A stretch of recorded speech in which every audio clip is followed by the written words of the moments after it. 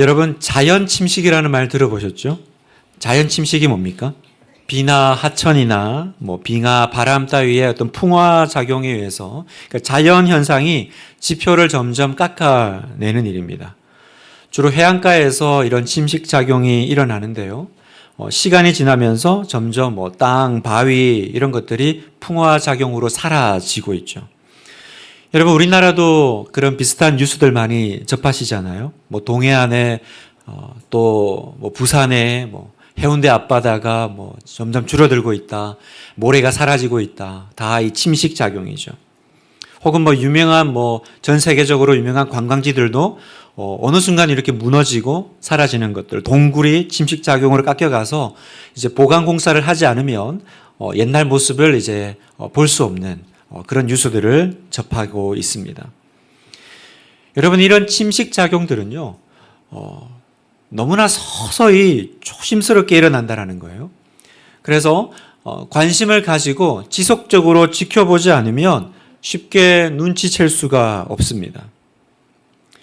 그런데 문제는 이런 자연 침식 작용이요, 비단 이렇게 세상에서 자연 속에서만 일어나는 것이 아니라 영적으로 우리의 삶 가운데서도 일어나더라는 것입니다. 힘있고 충만하게 건강하게 그렇게 성장하던 교회가요, 어느 순간 영적인 긴장감을 놓치고 자기도 모르는 사이에 영적 침식을 경험하고 무너지는 겁니다. 그래서 이상한 일이 벌어져요. 되게 은혜로운 것 같고 교회가 힘있게 또 예배도 막 드리고 뭔가 건강하게 성장하는 것 같은데 한쪽 편에서는 어떤 일이 벌어지고 있어요? 점점 침식이 일어나고 무너지고 있다라는 거예요.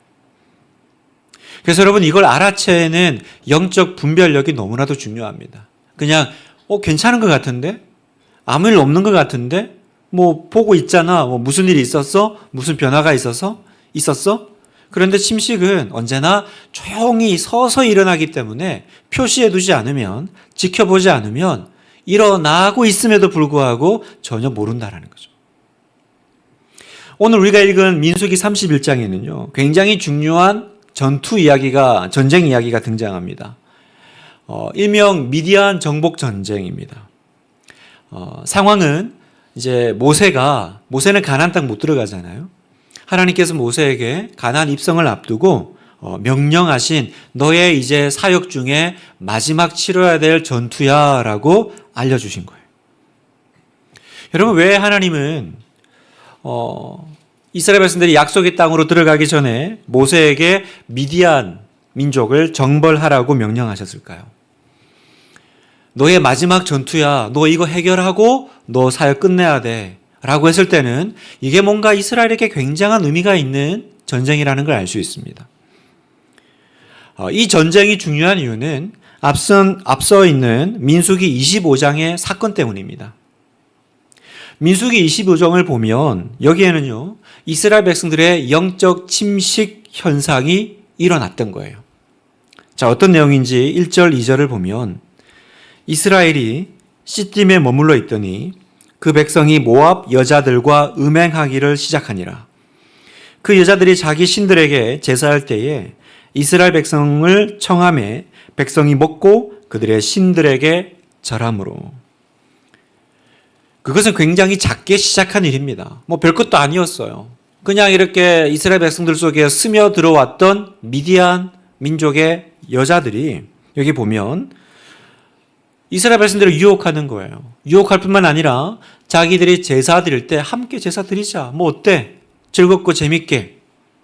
그래서 이스라엘 남자들이요, 백성들이 자기도 모르게 거룩함을 상실하고 우상 숭배에 빠졌던 사건입니다. 그 결과 어떻게 됐을까요? 하나님은 진노하셨습니다. 그리고 무려 24,000명이나 되는 이스라엘 백성들이 심판을 받아서 죽게 되었습니다. 너무 가슴 아픈 일이잖아요. 그래서 하나님은 이스라엘을 유혹해서 뼈아픈 대가를 치르게 만든 이 미디안을 심판하기를 원하셨어요. 민수기 25장 16절에 보니까 여호와께서 모세에게 말씀하여 이르시되 미디안인들을 대적하여 그들을 치라.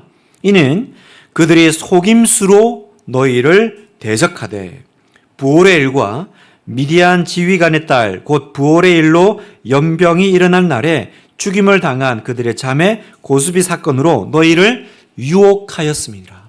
그들이 속임수로 대적하고 유혹했다라는 거예요. 사랑하는 성도 여러분, 하나님의 이스라엘 백성들을 거룩한 하나님 나라 하나님 백성으로 부르셨어요. 그리고 이스라엘 백성들을 통해서 하나님의 영광과 거룩함을 온 열방의 만방에 드러내는 것이 이스라엘 백성들의 정체성이요 사명이었습니다. 그런데 이게 무너지는 일이 발생한 거예요. 왜요? 죄가 교묘하게 스며든 거죠. 그리고 하나님의 영광이 훼손되었습니다. 그러니까 사탄은요, 은밀하고 교묘하게 하나님의 백성들 속으로 파고들어서 유혹하고 타락하게 만들어요. 침식작용이 일어난 거죠. 그러나 아무도 눈치 못 채요. 그냥 이렇게 살다 보니까 그냥 그 흐름에 따라간 건데 그런 일이 벌어진 겁니다. 결과는요, 하나님의 영광을 가리고 하나님의 심판으로 많은 사람들이 죽게 되었던 것입니다.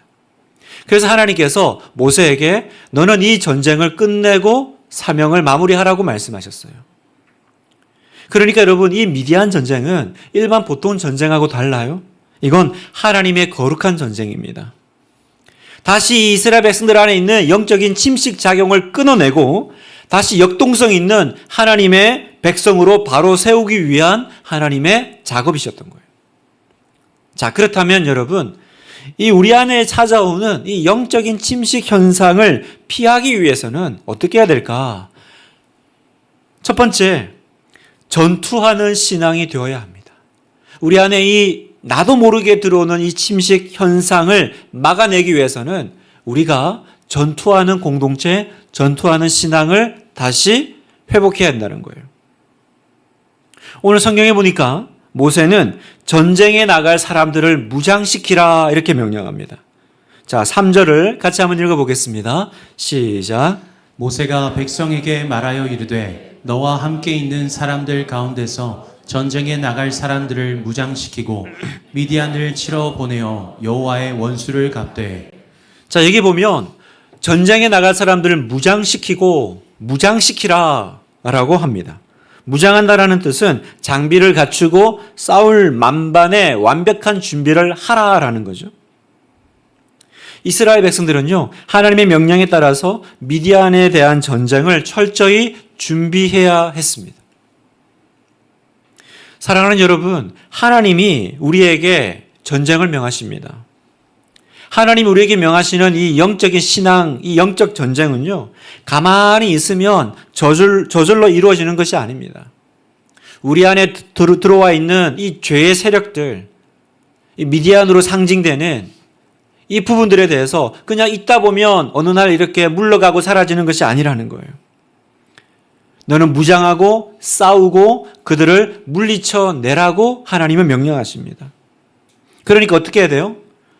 무장해야 합니다. 정신 바짝 차리고 모든 준비를 완벽하게 하고 비장한 결단을 해야 되죠. 왜? 전쟁해야 되니까. 그리고 출정식을 거행해야 합니다. 갑옷을 챙겨 입고요. 활과 칼이 준비되었는지를 봐야 되고요.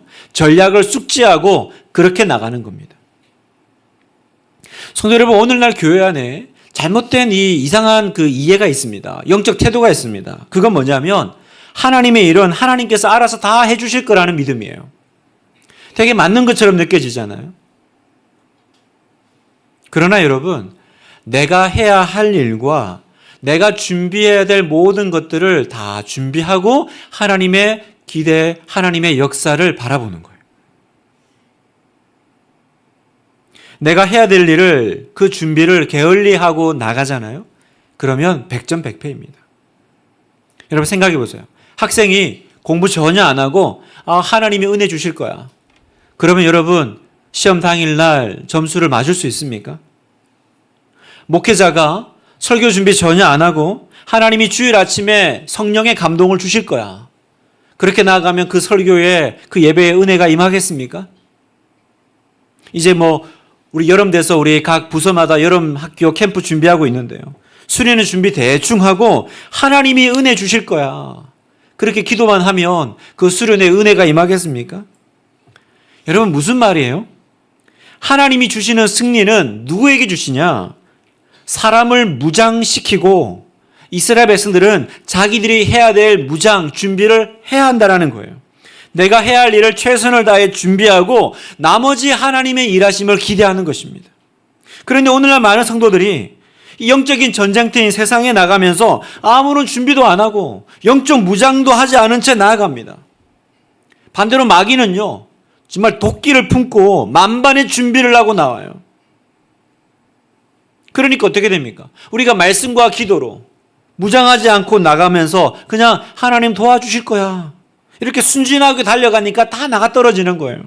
그러면서 왜 나는 맨날 당하기만 하지? 의아해야 합니다. 성도 여러분, 철저하게 무장하셔야 해요. 전투를 준비해야 합니다. 내가 할 수 있는 최선을 다하십시오. 여러분 기도하십니까? 여러분 요즘 기도 안 하는 사람이 누가 있습니까? 그러나 여러분 충분히 기도하고 계세요? 충분히 기도하세요? 여러분 성경 읽습니까? 여러분 성경 다 읽습니다. 안 읽는 사람 없어요. 그러나 충분히 읽고 계세요? 여러분 정말 준비하고 계십니까? 여러분 믿음의 길을 간다는 건 호락호락하지 않아요. 정말 영적인 전쟁을 치른다라는 각오로 정신 바짝 차리고 하는 겁니다. 그때 우리가 우리 안에 일어나는 이 영적인 침식 현상을 막아낼 수 있는 거예요.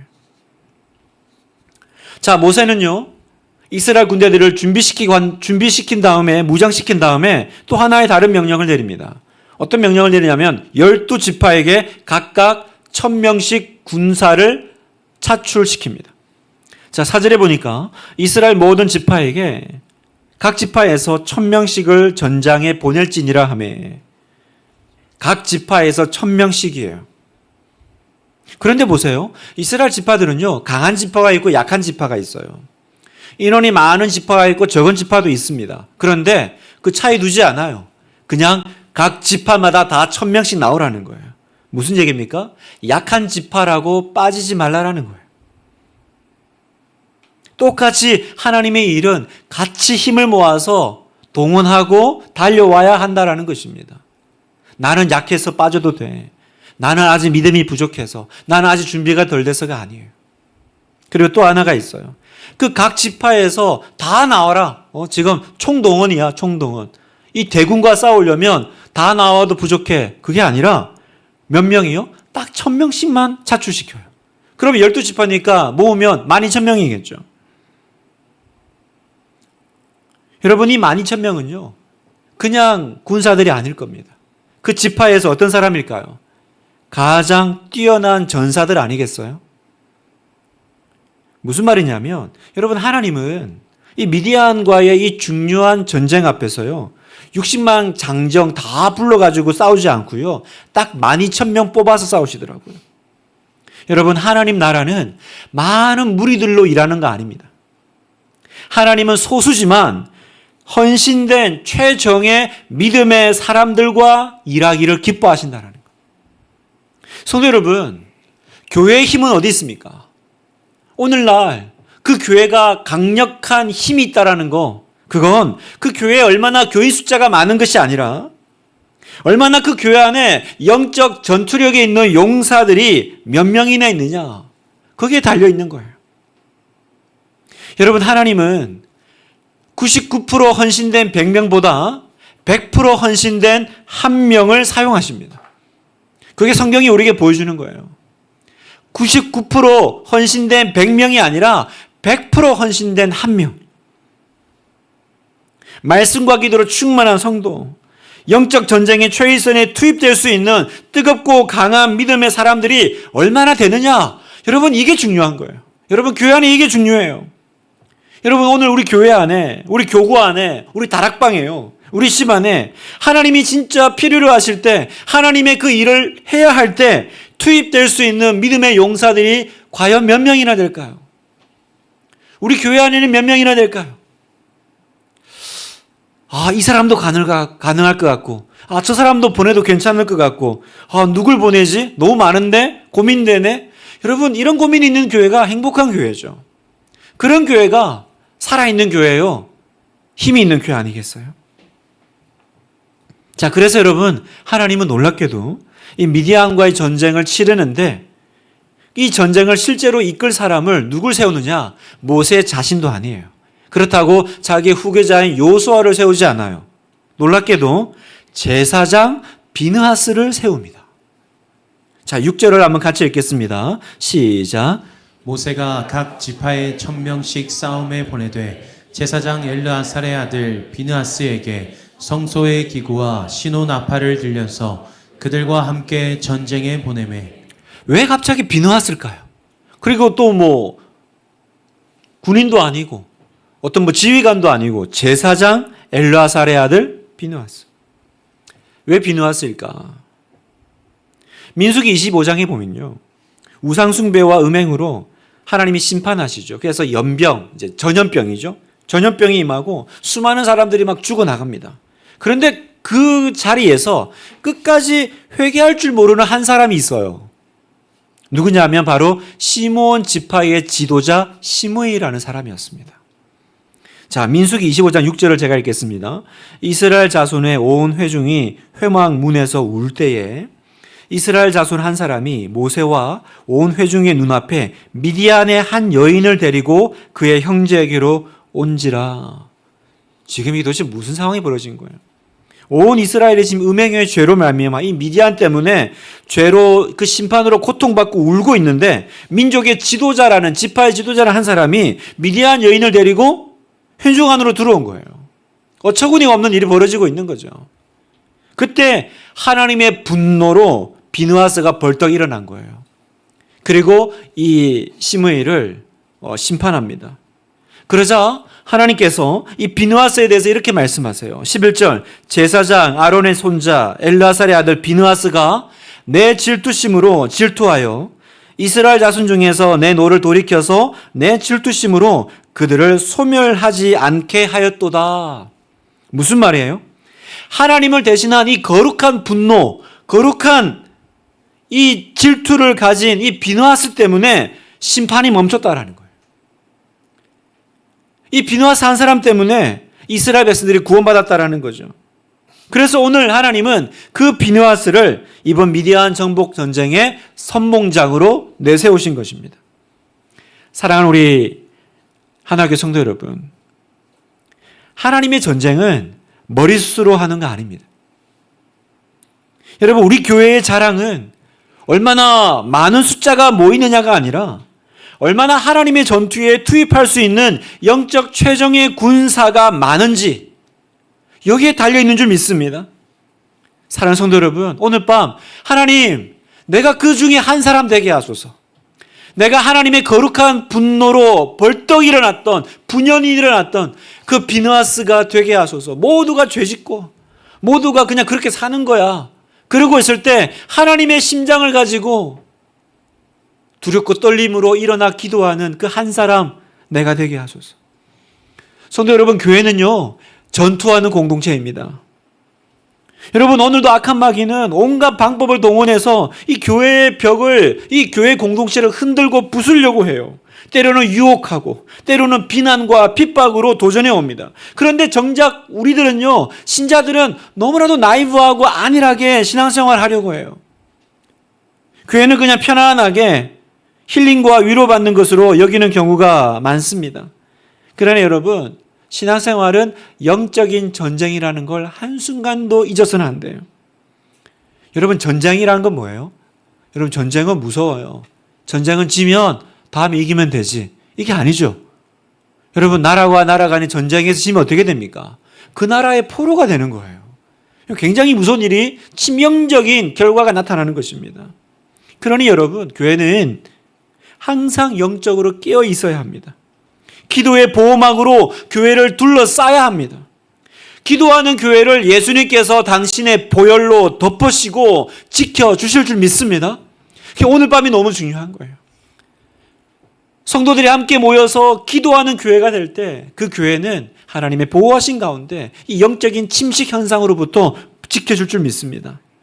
여러분뿐만 아니라 우리는 마귀의 그냥 공격만 막아내는 그런 방어적인 신앙생활만 할 게 아니에요. 최상의 방어는 공격이라는 말이 있죠. 말씀의 검을 가지고 세상 한가운데 들어가서 쉬지 않고 복음을 전해서 오히려 마귀의 본거지를 초토화시켜야 돼요.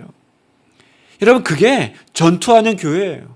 그냥 우리끼리 모여서 이 안에서 힐링하면서 아무 일도 안 생기기를 바라면서 그렇게 살아가는 것이 아니라, 그러면 여러분 되게 성장하고 힘있고 은혜로운 것처럼 보이지만 다른 한쪽 면에서 어떻게 돼요? 영적인 풍화작용으로 침식되고 분명히 여기까지가 내 땅이었는데 어느 순간 그 땅이 조금씩 사라지고 있는 걸 발견하게 될 겁니다.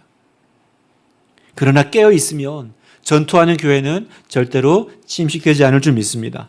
자, 두 번째, 거룩함을 지켜내는 신앙이 되어야 합니다. 거룩함을 지켜내는 신앙이요. 여러분, 미디안과의 전쟁은요, 앞에서 얘기했듯이 그냥 일반 전쟁이 아니에요. 하나님이 명령하신 거룩한 전쟁입니다. 그래서 조금의 자비도 베풀어지지 않아요. 자, 7, 8절을 제가 한번 읽겠습니다. 그들이 여호와께서 모세에게 명령하신 대로 미디안을 쳐서 남자를 다 죽였고 그 죽인 자 외에 미디안의 5 왕을 죽였으니 미디안의 왕들은 에위와 레겜과 수루와 후루와 레바이며 또 부올의 아들 발람을 칼로 죽였더라. 여러분 보세요. 이스라엘 군대들이요, 이 전쟁을 치르는데 하나님의 명령에 따라서 다 죽입니다. 미디안의 남자 5 왕, 그리고 발람이라고 하는 그 거짓 선지자까지 다 처단할 뿐만 아니라 읽지 않았지만 뒤에 보면 부녀, 그러니까 여자와 아이들, 그리고 성읍과 촌락까지 다 멸합니다. 남자들 전쟁을 해서 그 군인들, 남자 군인들을 멸한 것까지는 이해가 되는데 왜 이렇게 다 진멸해야 되죠? 왜 다 죽여야 되죠? 그래서 우리가 구약 성경에서 이런 본문을 읽을 때면 항상 한편으로는 구약의 하나님이 무서워. 그래서 구약의 하나님은 잔인한 하나님, 무서운 하나님으로 우리가 오해를 하는 일이 벌어지죠. 그때 여러분 기억하셔야 돼요. 하나님께서 멸절을 얘기하실 때는 거기는 강력한 메시지가 있다는 거예요. 어떤 메시지요? 이건 단순한 전쟁이 아니다라는 거예요. 이건 하나님이 명하신 거룩의 전쟁이고요. 여러분, 거룩은 뭐예요? 죄에 대한 완전한 소멸을 의미하는 겁니다. 여러분, 거룩은 죄를 조금도 남겨두지 않는 거예요. 다시 말해서 죄에 대해서 조금의 여지도 남기지 말라. 이것이 이 전쟁이 오늘 이스라엘에게, 그리고 이 본문을 읽는 저와 여러분에게 던지는 하나님의 메시지입니다. 이렇게 한번 생각해 보세요.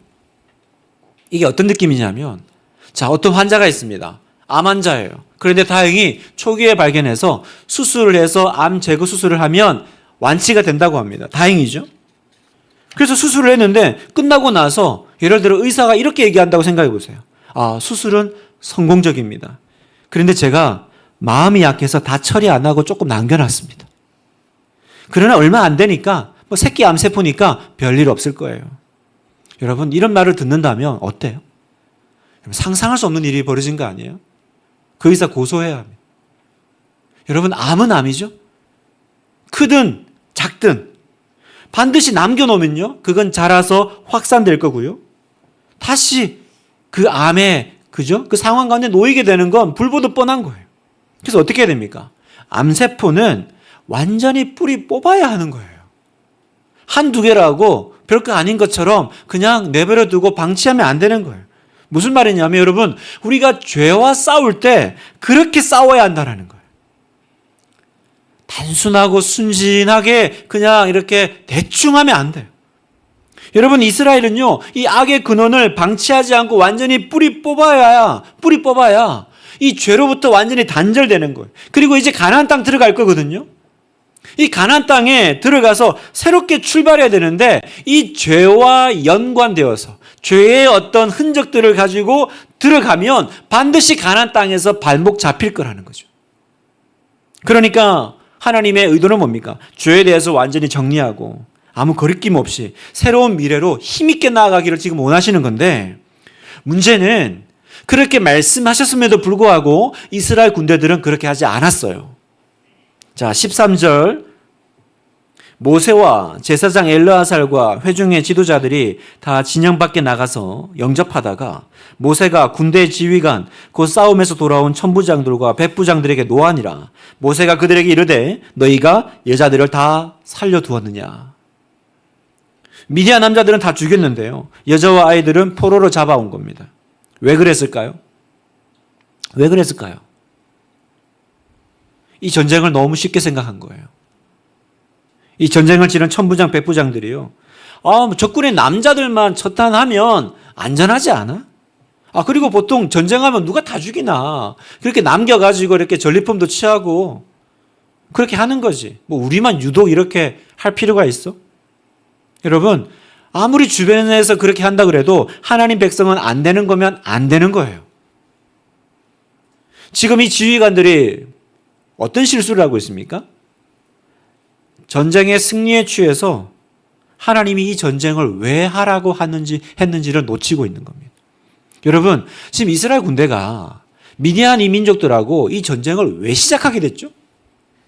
그냥 전쟁해가지고 전리품 취하고 승리의 기쁨을 만끽하려고 시작한 전쟁이에요. 그게 아니잖아요. 16절, 보라, 이들이 발람의 꾀를 따라 이스라엘 자손을 부월의 사건에서 여호와 앞에 범죄하게 하여 여호와의 회중 가운데 연병이 일어나게 하였느니라. 이 영적 침식 현상을 일으키는 이 교묘한 이 미혹 때문에, 이 괴락 때문에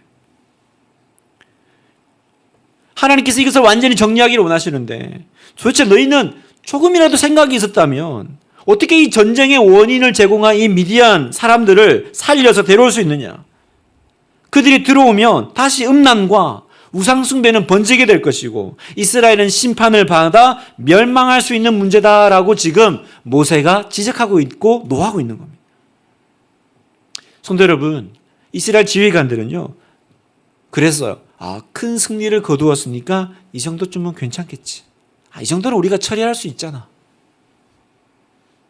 수많은 형제들이 그 여인의 음란한 유혹으로 목숨을 잃었던 과거를 지금 어느새 망각하고 있습니다. 여러분, 이건 죄의 힘을 과소평가한 치명적인 실수였습니다. 그래서 나중에 보면요, 결국 처리 제대로 안 했던 것 같아요. 그래서 사사기 가잖아요. 사사기 가면 이스라엘은 미디안 민족에게 다시 고통받기 시작합니다. 사랑하는 성도 여러분, 사람들이 착각하는 것이 있습니다. 그게 뭐냐면 나는 죄를 컨트롤할 수 있다라고 생각하는 거예요. 적당히 즐기는 선에서 언제든지 내가 원하면 난 멈출 수 있어라고 생각하는 것이 착각이라는 거예요. 그래서 성도들 중에도요, 하나님이 이거 기뻐하지 않는다는 거 알면서 적당하게 세상과 타협하면서 죄의 경계선에서 오락가락합니다. 그러면서 불장난을 그치질 않아요. 여러분, 그러나 죄는 결코 만만하지 않아요. 죄는요, 우리가 가지고 놀 수 있는 장난감이 아니라 내가 통제할 수 없는 불입니다. 왜요? 그 죄 뒤에는 어둠의 세력과 힘이 있기 때문에 그래요. 그래서 처음에는 내가 컨트롤할 수 있는 것처럼 보여요. 내가 죄를 가지고 노는 것처럼 보이지만 조금만 지나면 죄가 우리를 가지고 놀다가 완전히 파멸시키는 거예요. 여러분, 우리나라 요즘 이렇게 대형 산불 많이 일어나는데 여러분, 그거 왜 일어나요? 어떻게 일어납니까? 내가 불씨를 통제할 수 있을 거라는 착각 때문이잖아요. 성묘하러 갔다가 그냥 조금 불 끌 수 있을 거야. 어떻게 될 거야? 제가 우리 집에 이제 고등학생? 뭐라고 불러야 되지? 이제 대학 준비하고 있는 청소년 2명이 있는데 제가 아예 시작도 못하게 다짐시키는 게 있어요. 술, 담문 줄여서. 술, 담문이 뭘까요? 술, 담배, 문신.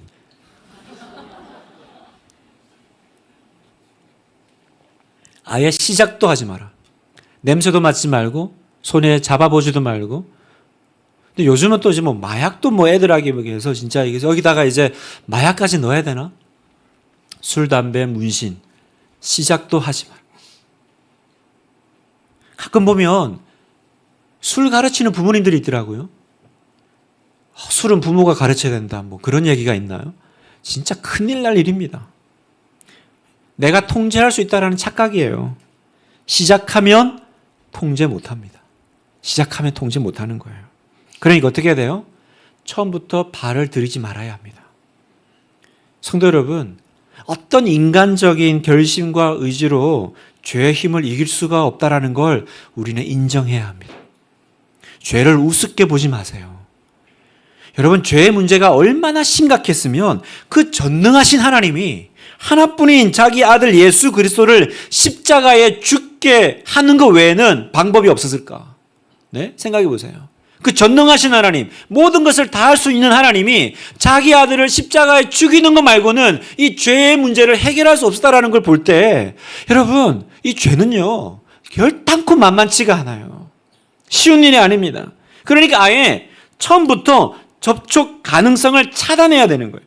절대로 죄 가지고 장난치면 안 됩니다. 미디안을 전멸하라, 처단하라.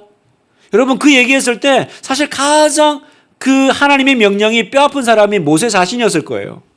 왜냐하면 모세가 바로 왕을 피해서 도망왔을 때 그를 받아주고 사실은 도움을 줬던 사람들이 이 미디안 족속들이에요. 여러분, 모세의 장인이 미디안 사람입니다. 그 말은 뭐예요? 내 아내의 민족이 미디안이라는 거예요. 그러니까 모세에게 지금 미디안을 치는 건요, 자기 가족 치는 거하고 다름없는 아픔입니다. 여러분, 모세도 사람인데요. 미디안의 남자뿐만 아니라 여인과 아이들까지 다 죽이라는 명령 앞에 가슴이 아프지 않았을까요? 그러나 아무리 그렇더라도 이스라엘을 지금 유혹에 빠뜨리고 죄에 빠지게 한 장본인이었기 때문에 모세는 어떻게 해요? 인간적인 감정을 접고 하나님의 명령에 따르는 거예요. 무슨 말이에요? 여러분, 거룩함의 전쟁은요, 때론 나의 가장 가까운 곳에서부터 시작해야 될 수도 있다라는 거예요. 여러분, 오늘 말씀을 마무리하면서 여러분, 오늘 이 미디안 정복 전쟁이 얼마나 중요한 의미를 가지고 있는지 오늘 여러분 큐티 하셨어요? 7월 매일 성경이 지금 요한계시록인데요. 오늘 큐티 하신 분은 오늘 이 말씀이 생각나신 거예요. 오늘자 본문을 보면요, 계시록 2장 14절, 딱 오늘자 큐티 본문입니다. 같이 한번 읽겠습니다. 시작. 그러나 내게 두어 가지 책망할 것이 있나니 거기 내게 발람의 교훈을 지키는 자들이 있도다. 발람이 발락을 가르쳐 이스라엘 자손 앞에 걸림돌을 놓아 우상의 제물을 먹게 하였고 또 행음하게 하였느니라. 자, 소아시아 그 교회들에게 지금 주님께서 경고하시고 보내시는 편지인데, 여기 보면 발람의 교훈이란 말이 나오죠. 이 발람의 교훈이 바로 민수기 25장 사건을 얘기하는 겁니다. 죄로 유혹해서 하나님의 백성이 거룩함을 잃어버리고 우상 숭배에 빠지게 하는 이 영적 침식 작전이 그때 구약에서뿐만 아니라 지금 오늘날 이 교회 안에도 여전히 일어나고 있고, 이 마귀의 전략은 너무나도 유효하다는 거예요. 어떤 전략이요? 소리도 없이 교묘하게 은밀하게 우리 안에 들어와서 내부부터 타락시키는 이 마귀의 전략이에요. 따라서 여러분, 교회는, 오늘날 교회는 어떤 곳이어야 합니까? 우리는 전투하는 신앙을 회복해야 합니다. 교회는요, 정결한 공동체여야 합니다. 여러분, 우리의 싸움은 거룩함의 싸움이어야 합니다. 매일 우리의 몸과 얼굴을 씻는 것처럼 날마다 나의 영혼을 예수 보혈로 깨끗이 씻어내고요, 기도와 말씀 가운데 충분히 내가 준비되고 무장되어야 해요. 교회가 거룩을 잃어버리면 그때부터 이 침식 현상은 가속화될 거예요.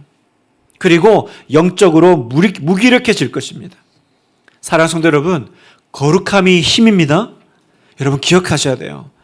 여러분, 거룩함이 힘이에요. 하나님의 교회는요, 거룩할 때 능력이 임해요. 그래서 초대교회가 시작할 때 아나니아와 삽비라가 그 거짓말했을 때 하나님께서는 치셨어요. 아니, 헌금 좀 감췄다고 사람을 죽이면 어떡해요? 왜 그렇게 심각하게 대응하셨습니까? 교회가 이제 막 시작하는데 교회는 거룩함을 잃어버리면 끝이거든요. 죄에 대해서는 타협이 없는 거예요. 큰 죄는 심판하시고 거짓말하는 이런 작은 죄는 죄가 아닙니까, 여러분? 우리 안에 그런 답답함이 있는 거예요.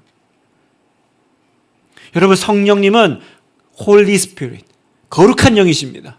여러분, 거룩한 영이 거룩하지 않은 성도의 삶 속에서 역사하시겠어요? 그러니까 오늘날 우리의 삶 가운데 성령의 거룩한 역사가 참 희귀해지고 있는 겁니다. 오늘 밤 아직도 결단하고 끊어내지 못하는 발람의 유혹과 같은 죄가 있습니까? 철저하게 처리해내지 못하고 끊어내지 못하고 남겨놓은 암덩어리 같은 죄가 있나요? 여러분, 죄에게 자비를 베풀지 마십시오. 여러분, 마귀에게 자비를 베풀지 마십시오. 마귀에게 한 자리도 뺏기지 않는 영적 강자 되시는 우리 하나교회 모든 성도 되시기를 주님의 이름으로 축복합니다.